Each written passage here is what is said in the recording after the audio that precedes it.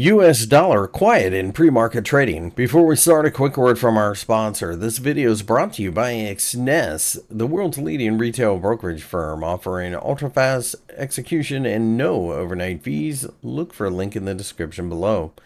The euro has been pretty quiet in the pre-market trading hours of Thursday, as we're just hanging around the 1.1750 level. This is a market that I think has to determine what to do with itself from a risk appetite standpoint. The Federal Reserve did cut interest rates last week, but the US dollar is actually stronger than it was when that happened. This is interesting because you're starting to hear the crescendo of how the dollar is going to fall apart and how it's going to lose its world reserve currency status and the whole 9 yards. Generally speaking, that's when you've seen the bottom in the dollar or you're getting close to it. The euro is doing nothing to help itself. That being said, I would put this in the category of a neutral pair because it's really not until we break down below the 1.16 level that the attitude truly changes.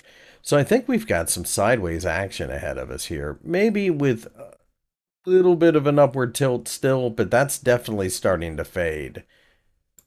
The US dollar initially pulled back against the Japanese yen, but turned around to threaten the 149 yen level again, an area that is the resistance at the top of a consolidation zone. The consolidation zone, spanning from 149 yen to the 146 yen level underneath, has been in effect since the beginning of August. This looks a lot like a market that's trying to do everything it can to break out. If and when it does, then you're looking at a move to the 151 yen level next. If it does not, then we may go looking to the 200-day EMA, which is right in the middle of that consolidation region.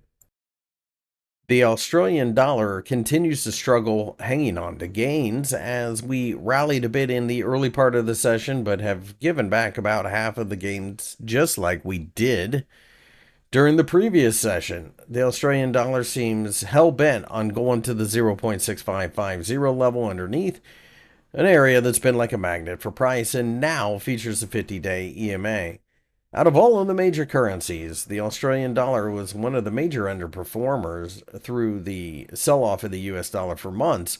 So logic dictates that if the US dollar starts strengthening, the Aussie dollar may be in serious trouble.